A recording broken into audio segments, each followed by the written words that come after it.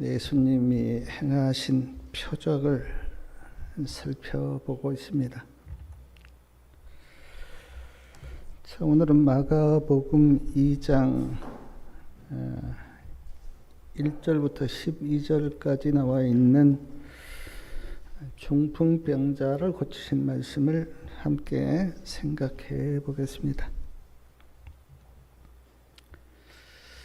이 말씀은 마태복음 9장에도 기록되어 있고 누가복음 5장에도 기록되어 있습니다. 자, 마가복음 2장 1절에 보면 수일 후에 예수께서 다시 가버나움에 들어가시니 집에 계신 소문이 들린지라. 예수님이 집에 계신다고 하는 소문이 들렸습니다. 누구의 집인가? 시대 소망에 보니까 베드로의 집이었습니다. 예수님이 베드로의 집에 계신다고 하는 소문이 들린 것입니다. 예수님이 베드로의 집에 계신다는 소문을 듣고 2절에 보니까 우리 2절 말씀 다 같이 한번 읽어보겠습니다. 많은 사람이 모여서 문 앞에라도 용신할 수 없게 되었는데 예수께서 저희에게 도를 말씀하시더니 많은 사람이 모였다. 많은 사람들이 모여서 문 앞에라도 용신할 수 없게 되었다고 말씀하고 있는데 용신, 비좁아서 몸을 움직일 수 없는 상태였습니다. 그러니까 베드로의 집에 많은 사람들이 이제 몰려온 것입니다. 그런데 6절에 보니까 서기관들도 왔다 그렇게 성경에 기록되어 있는데 서기관들은 왜 왔는가? 예수님이 무슨 말을 하는가 엿보려고 그렇게 왔습니다. 늘 예수님을 따라다니면서 감시하는 사람들이 있었습니다. 그들이 종교 지도자들이었습니다. 사랑하는 여러분, 어디나 예수님 편이 있고 반대편이 있습니다. 영적으로 보면 사단 편이 어디에나 있어요. 우리는 누구 편에 속해야 하는가? 예수님 편에 속해야 합니다. 예수께서 저희에게 도를 말씀하셨다 그렇게 기록되어 있는데 도는 이제 구원의 도를 말씀하고 있습니다. 하늘 가는 길, 도를 예수님이 말씀하신 거예요. 제가 이렇게 성경 묵상하다가 도를 예수님이 어떻게 말씀하셨는가 기록되어 있다면 좀 배웠을 건데 그냥 도를 말씀하셨다만 그렇게 성경에 기록되어 있습니다. 그런데 이름은 나와 있지 않는데 3절에 보니까 한 중풍병자가 예수님이 베드로의 집에 계신다고 하는 소문을 듣고 시대 소망에 보니까 친구들에게 나를 좀 예수님께 데려다 달라고 부탁을 했습니다. 그래서 4명의 친구들이 중풍병자가 누워있는 침상을 메고 예수님이 계신 베드로 집까지 왔습니다. 그런데 사람들이 너무 많아서 그 침상을 메고 가야 되는데 사람들이 많아서 예수님 앞에 나아갈 수가 없는 것이에요. 시대의 소망에 보니까 예수님 앞에 나아가려고 몇 번이나 시도를 했습니다. 좀 길을 좀 비켜달라고 그렇게 소리도 질러보고 시도를 했는데 나아갈 수가 없었어요. 그러자 중풍병자가 친구들에게 여기까지 왔는데 다시 돌아갈 수는 없고 지붕으로 나를 올려달라 그렇게 부탁을 했다고 증언에 기록되어 있습니다. 그래서 친구들이 중풍병자를 메고 지붕으로 올라갔어요. 우리나라 집 같으면 이게 불가능한데 중동 지방, 특히 팔레스타인 지역 그쪽은 이제 날씨가 덥지나요. 그래서 집이 그냥 판자로 이렇게 젖었는 것 같아요. 그래서 내 친구들이 중풍병자를 메고 지붕으로 올라갔습니다. 그리고 판자를 뜯고 지붕에서 줄로 매달아서 중풍병자를 예수님 앞에 내렸습니다. 사랑하는 여러분, 예수님이 지금 도를 말씀하고 있는데 위에서부터 줄로 매달아서 중풍병자가 내려올 때 예수님 마음이 어땠을 것 같아요? 아마 감동이 되셨을 것 같고 기특하고 기이하다는 생각도 예수님이 하셨을 것 같습니다. 지붕을 뜯고 줄로 매달아서 예수님 앞에 내리는 그 노력이 얼마나 기이하고 감동적입니까? 사랑하는 여러분, 우리도 예수님 앞에 나아가려고 하면 장애물이 있습니다. 어려움이 있어요. 사단이 어려움을 줍니다. 제가 전에도 한번 말씀을 드린 것 같은데 저희 사촌 누님이 교회를 다니려고 마음에 다짐을 하고 교회를 나갔는데 그때 매형이 아프셨습니다.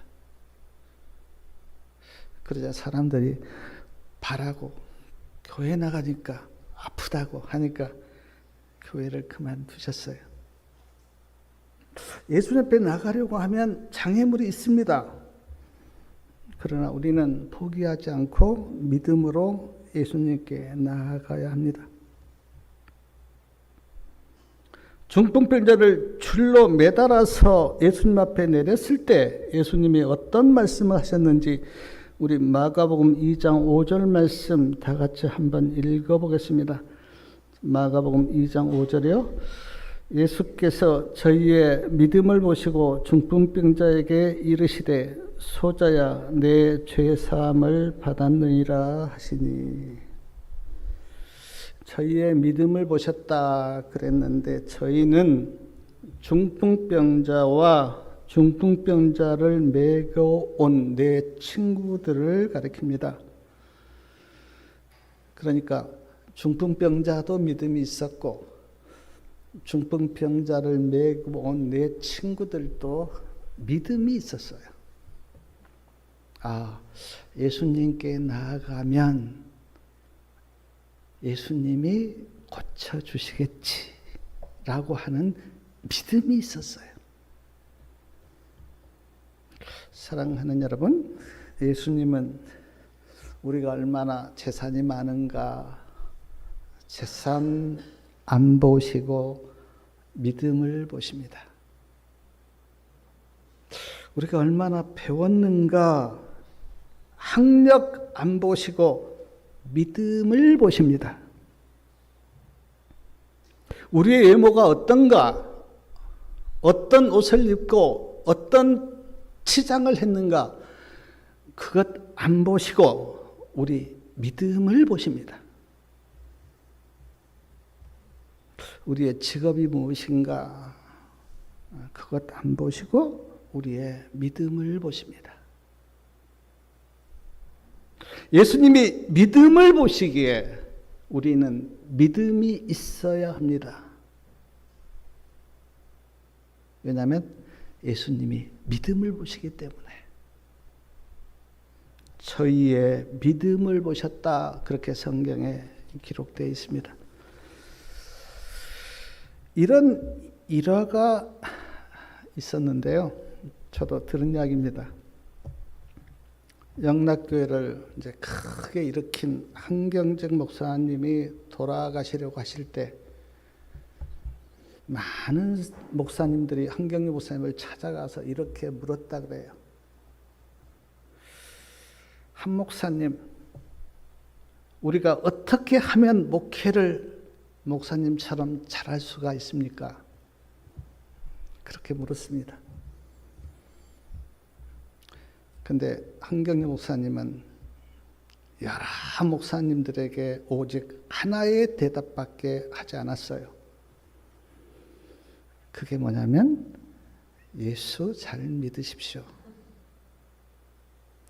목사들에게. 사랑하는 여러분, 그렇습니다. 뭐 목사든 평신도든 해답은 하나예요.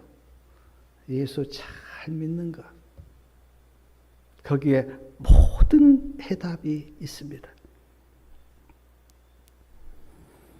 저희의 믿음을 보시고 예수님이 중풍병자에게 말씀하십니다. 소자야, 내 죄 사함을 받았느니라. 왜 내 죄 사함을 받았다고 말씀하셨는가? 시대소망 267페이지에 보면 중풍병에 걸린 이유가 죄 때문이었고, 그래서 이 중풍병자가 굉장히 마음에 죄 사함을 받기를 원했어요. 그래서 예수님께서 내 죄 사함을 받았다 그렇게 말씀하셨다고 증언에는 말씀합니다. 예수님이 죄 사함을 받았다고 말씀하시자 서기관들이 참남하다고 7절에 나와 있습니다. 이 사람이 어찌 이렇게 말하는가? 참남하도다. 오직 하나님 한 분 외에는 누가 능히 죄를 사하겠느냐. 참남하다고 예수님을 정죄했습니다. 그런데 사랑하는 여러분, 서기관들이 몰라서 그렇지 예수님이 누구십니까? 하나님이십니다. 하나님이신데 인간의 모양으로 이 땅에 오셨어요. 그러므로 예수님은 능히 죄를 사하실 수 있는 분입니다. 그런데 서기관들은 지금 예수님이 누구신지 모르니까 참남하다고 그렇게 예수님을 정죄한 것이에요. 참남하다고 예수님을 비난하고 정죄하는 서기관들의 생각을 예수님께서 아시고 마태복음 9장 4절에 보면 이렇게 말씀하십니다. 너희가 어찌하여 마음에 악한 생각을 하느냐. 이 말씀을 하시고 마가복음 2장 9절과 10절 말씀을 하셨는데 우리 9절하고 10절 말씀 다 같이 한번 읽어보겠습니다. 9절하고 10절이요. 중풍병자에게 내 죄 사함을 받았느니라 하는 말과 일어나 내 상을 가지고 걸어가라 하는 말이 어느 것이 쉽겠느냐. 그러나 인자가 땅에서 죄를 사하는 권세가 있는 줄을 너희로 알게 하느라 하도록 하시고 중풍병자에게 말씀하시되. 자, 내 죄 사함을 받았다고 하는 말과 일어나 내 상을 가지고 걸어가라라고 하는 이 두 말 중에 아마 예수님은 일어나 내 상을 가지고 걸어가라 하는 말을 하셨다면 뭐 서기관들이 참남하다고 정죄도 안 했을 것이고 또 사람들에게 비난도 받지 않았을 것입니다. 그러나 예수님은 그걸 다 아시면서도 내 죄 사함을 받았느니라고 말씀하신 이유가 뭐라고 말씀합니까? 예수님께서 죄를 사하는 권세가 있다고 하는 것을 알게 하기 위해서 일부러 내 죄 사함을 받았느니라 그렇게 말씀하셨다는 겁니다. 의도적으로요. 근데 서기관들은 예수님이 누구신지 모르니까 이제 참남하다고 그렇게 정죄한 것입니다. 사랑하는 여러분, 이사야 6장 9절에 보기는 보아도 깨닫지 못하고 듣기는 들어도 알지 못한다고 하는 말씀이 있는데 예수님이 행하신 표적도 봤습니다. 그리고 예수님 말씀도 들었어요. 근데 예수님이 누구신지는 모르고 있습니다. 자, 마가복음 2장 11절에 보면 예수님이 중풍병자에게 말씀하십니다. 일어나 내 상을, 여기 상은 침상을 가리키는데 내 침상을 가지고 집으로 가라. 자, 그러자 어떤 일이 있었는지 우리 12절 말씀 다 같이 한번 읽어보겠습니다. 그가 일어나 곧 상을 가지고 모든 사람 앞에서 나가거늘 저희가 다 놀라 영광을 하나님께 돌리며 가로되 우리가 이런 일을 도무지 보지 못하였다 하더라. 사랑하는 여러분, 중풍병자는 지금 움직이지 못한 사람이에요. 그래서 지금 침상에 누워 있습니다. 그런데 예수님께서 중풍병자에게 말씀하십니다. 일어나 내 상을 가지고 집으로 가라.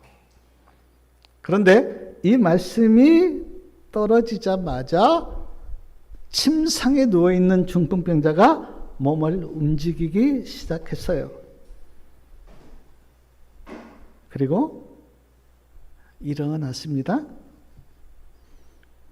시대소망에 보니까 하나님을 찬미하면서 아주 가벼운 발걸음으로 침상을 들고 걸어갔다.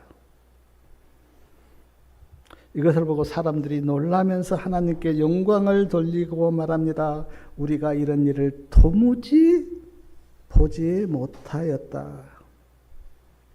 누가복음 5장 26절에는 오늘날 우리가 기이한 일을 보았다. 침상을 들고 걸어서 집으로 가자 가족들이 기뻐하면서 하나님께 감사 기도를 드립니다.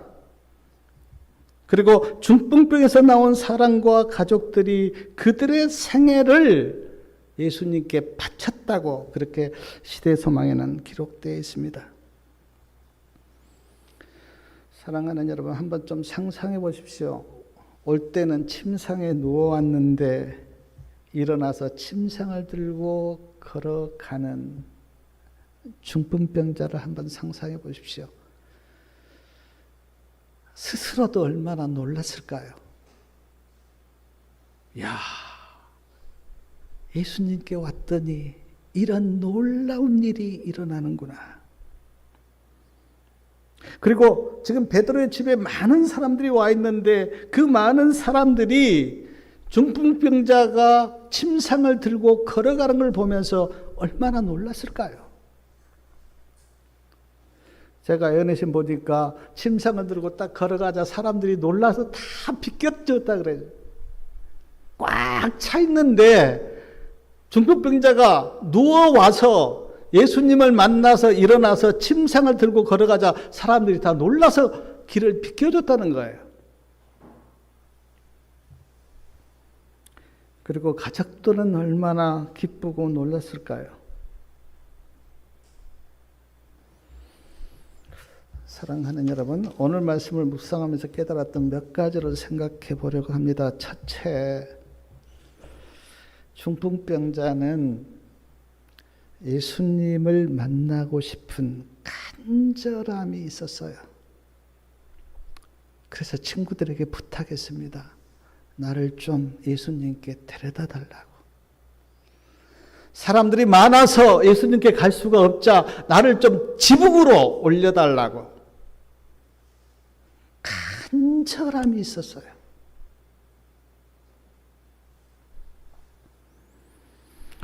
옛날 우리 속담에 지성이면 감천이라는 말이 있는데 간절하면 뭐가 이루어져요. 사랑하는 우리 성도님 여러분, 이 중풍병자처럼 나는 예수님을 만나야 돼라고 하는 간절함이 있습니까? 어떤 일이 있어도 나는 예수님을 만나야 돼.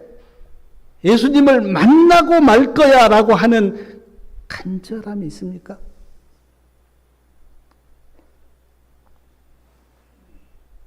제가 볼 때 현대인들은 편하고 잘 살고 배불러서 그런지 몰라도 간절함이 없어요. 중풍병자처럼 나는 예수님을 만나야 된다고 하는 간절함이 현대인들에게는 없어요. 교회는 오는데 예수님을 믿어야 되겠다고 하는 생각은 하는데 간절함은 없어요.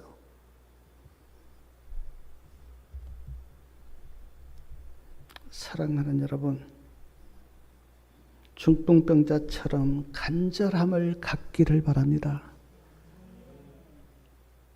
진리를 알고 싶은 간절함을 갖고 예수님을 나의 구주로 믿겠다고 하는 간절함을 갖기를 바랍니다. 그러면 하나님이 역사하세요. 그냥 시간 좀 나니까 교회 가야 되겠다.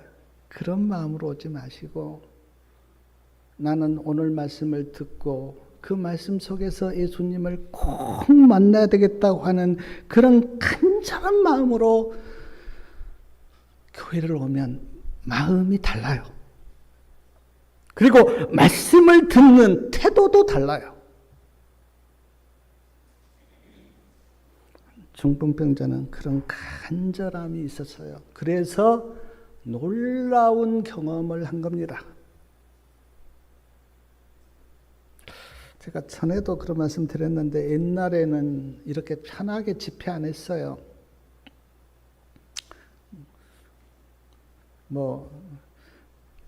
포장 깔고 특히 여름에는 막 목이 뜯겨가면서 그렇게 말씀 들었습니다.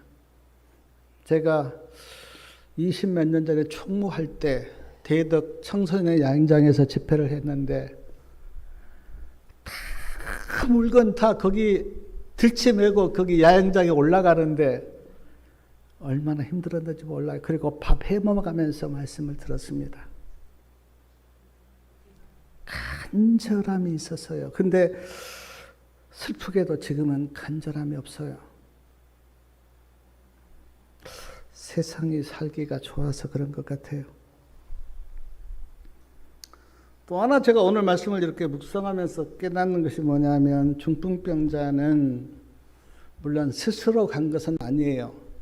친구들이 들 것을 들고 가기는 했지만 중풍병자는 어렵게 예수님 앞에 나아가서 자신을 맡겼어요.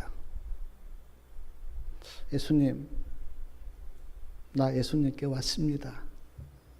이제 예수님 알아서 하십시오라고 자신을 예수님께 맡겼어요. 그러자 중풍병도 고침을 받았습니다. 죄도 용서함 받았어요. 사랑하는 여러분, 믿음이 무엇입니까? 예수를 믿는다, 교회를 다닌다, 그렇게 이야기하는데 믿음이 뭡니까? 그냥 성경 보는 게 믿음입니까? 믿음이란 나를 예수님께 맡기는 것입니다.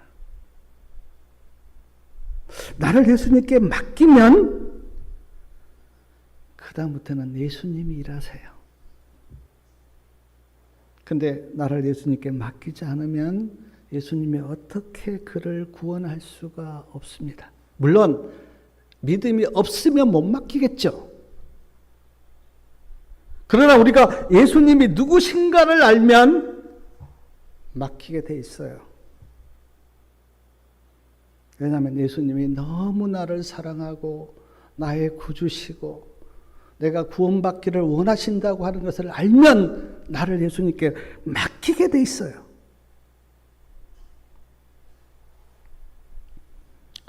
왜 예수님을 믿고 교회를 다니는데 평강과 안식이 없습니까?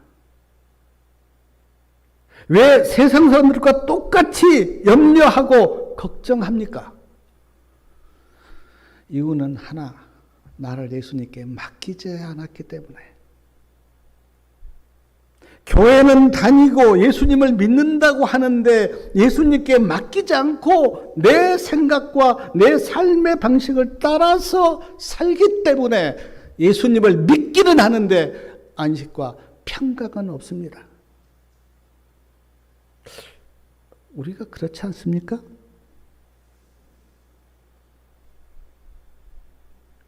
세상 사람들과 똑같이 염려하고 걱정하고 그런 모습을 보면 예수님이 얼마나 마음이 아프실까 하는 생각이 들어요. 사랑하는 여러분, 예수님께 맡기시기 바랍니다. 맡기면 예수님이 우리를 구원하시고 축복하시고 다 하세요. 근데 안 맡기니까, 예수님께 안 맡기니까 예수님이 어떻게 할 수가 없잖아요.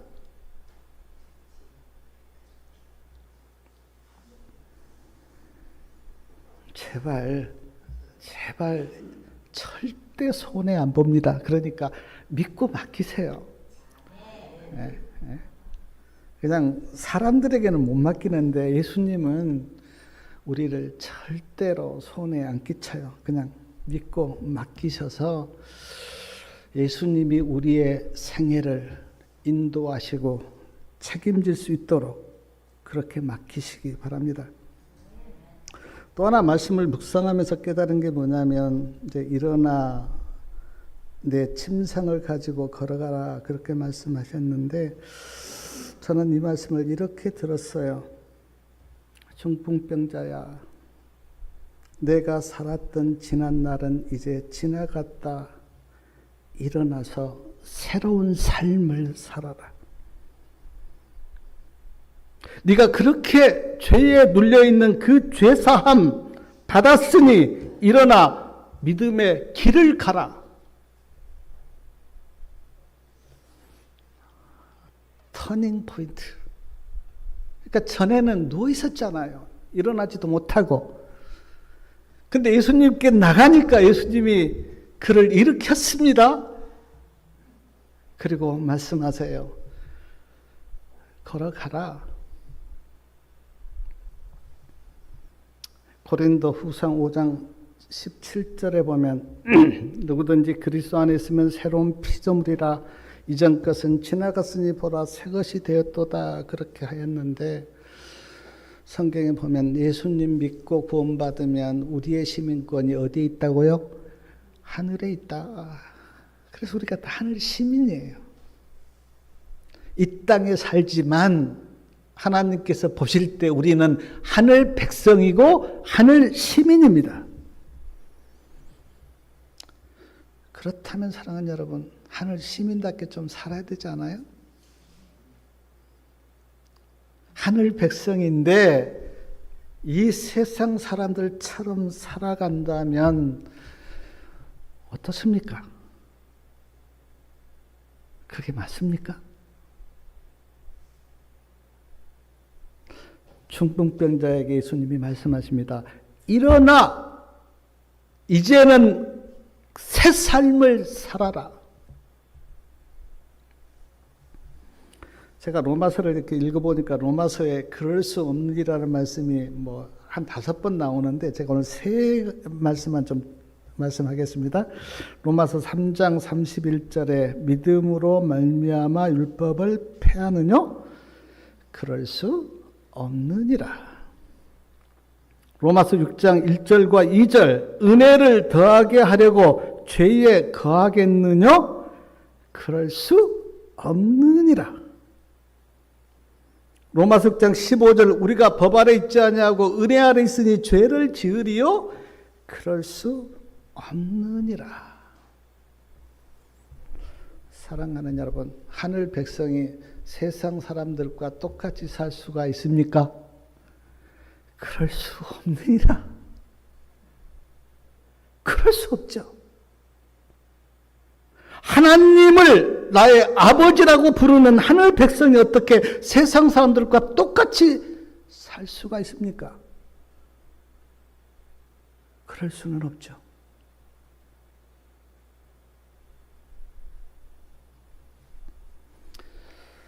시대의 소망 269페이지에 보니까 이런 말씀이 있습니다. 죄 지은 자와 고통당하는 자들을 고치시기 위해서 몸을 굽히신 그리스도의 놀라운 사랑이요. 고통당하는 인류의 불행을 인하여 슬퍼하시고 위로하시는 예수님의 신성이시여. 오 인간 자녀들에게 이와 같이 보이신 기이한 능력이여. 누가 과연 구원의 기별을 의심할 수 있을까? 누가 과연 긍휼이 많으신 구속주의 자비를 경시할 수 있을까? 사랑하는 여러분, 죄 지은 자와 고통당하는 자들을 고치시기 위해서 허리를 굽히시고 몸을 굽히신 예수님의 사랑을 한번 생각해 보십시오. 고통당하고 불행한 사람들을 위로하시는 예수님의 그 위로와 사랑을 한번 생각해 보십시오. 누가 구원의 기별을 의심할 수 있겠습니까? 누가 긍휼이 많으신 예수님의 자비를 경시할 수 있겠습니까? 그럴 수 없습니다.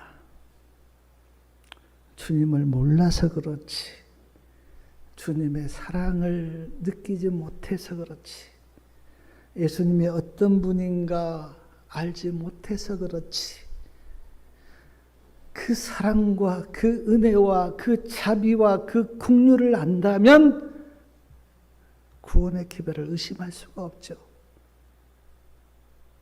그래서 영생이 뭐라 그랬습니까? 영생은 유일하신 참 하나님과 그의 보내신 자 예수 그리스도를 아는 것이다 그랬습니다. 주님을 알면 안 믿을래 안 믿을 수가 없어요. 그래서 어떤 분이 구원을 거절하는 게 훨씬 힘들다 그랬어요. 왜냐하면 예수님이 누구신가를 알면 구원을 거절할래야 거절할 수가 없기 때문에.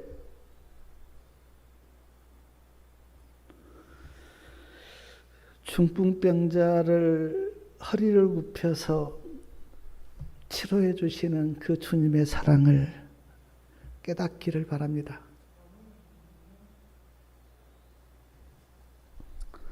또 하나 제가 오늘 말씀을 이렇게 묵상하면서 깨달은 게 뭐냐면 중풍병도 고쳐주시고 죄도 사해 주셨어요. 온전한 치유는 몸만 고친 게 아니고 우리의 영이 치유를 받는 것입니다.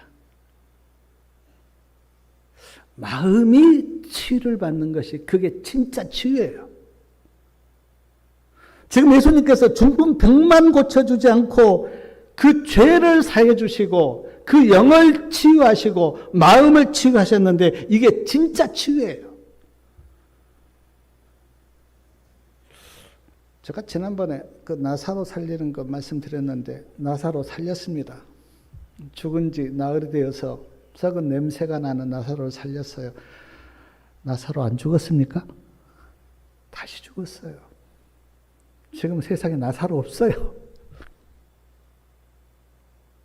사랑하는 여러분, 우리의 몸은요, 연세가 들고 나이가 들면 쇠약하게 되어 있습니다. 하나님께서 창세기 3장 19절에 보면 너는 흙이니 흙으로 돌아가라. 그렇게 하나님이 그렇게 말씀하셨어요. 제가 과학자가 아니어서 뭐 그걸 실험을 해보는 건 아니지만 우리의 몸이 썩으면 다 흙이래요. 우리의 몸의 원소와 흙의 원소가 똑같아요. 그래서 우리는 다 흙으로 돌아갑니다. 연세가 들면. 로마서 6장 23절에 죄의 삭은 사망이다 그렇게 말씀하셨기 때문에 인간이 사망을 피할 수는 없습니다. 피할 길이 없어요. 영호걸도 천하를 제패한 나폴레옹도 다 때가 되면 다 죽어요. 고린도후서 4장 16절에 사도 바울이 이런 고백을 하였습니다. 겉사람은 후패하나 우리의 속은 날로 새롭도다. 우리의 겉사람은 연세가 들면 다 패하게 돼 있어요. 그러나 우리의 마음은 그리고 우리의 영은 나이와 관계없이 새로워져야 합니다. 더 하늘 소망으로 충만하고 더 은혜가 넘치고 더 믿음으로 나아가고 우리의 마음은 그리고 우리의 믿음은 그렇게 돼야 돼요. 사랑하는 여러분, 아무리 좋은 것 드시고 아무리 운동 많이 해도 연세 들면 다 아프게 되어 있습니다. 제가 요즘 경험해요. 옛날하고 틀려요, 지금은. 허리도 아프고, 몸이 그렇게 피곤해요. 옛날에는 저는 그 연세 드신 노인들이 이제 교회 오면 많이 조시잖아요. 이해가 안 됐어요. 근데 제가 한 해 한 해 나이가 먹어보니까 피곤하고 졸려요. 어쩔 수가 없어요. 그러나 우리 성도님들의 영과 마음은 새롭게 되기를 바랍니다. 하늘 소망으로 충만하기를 바라요. 말씀을 마치면서 권면드립니다. 중풍병자처럼 예수님 만나기를 간절히 사모하시길 바랍니다. 중풍병자처럼 장애물이 있을지라도 믿음으로 예수님께 나아가시길 바라요. 중풍병자처럼 자신을 예수님께 맡기십시오. 그러면 놀라운 일이 일어납니다. 죄사함을 받을 것이고 예수님이 누구신지 경험할 것이고 예수님을 찬미하게 될 것이고 예수님께 생애를 바치고 새 삶을 살 것입니다. 대표적인 예가 중풍병자예요. 중풍병자가 예수님을 만나기 전의 삶과 만난 이후의 삶이 이렇게 된 거예요. 그가 중풍병에 걸려서 절망하면서 소망도 없이 살았는데 예수님 앞에 나가서 예수님을 만나니까 그의 삶이 완전히 바뀌고 이제는 주님을 찬양하면서 믿음으로 주님께 나아가는 중풍병자의 삶이 그리고 이 은혜가 우리 모든 성도님들에게 있기를 바랍니다.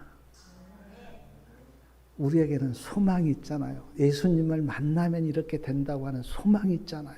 세상 사람들에게는 소망이 없지만 우리에게는 소망이 있잖아요.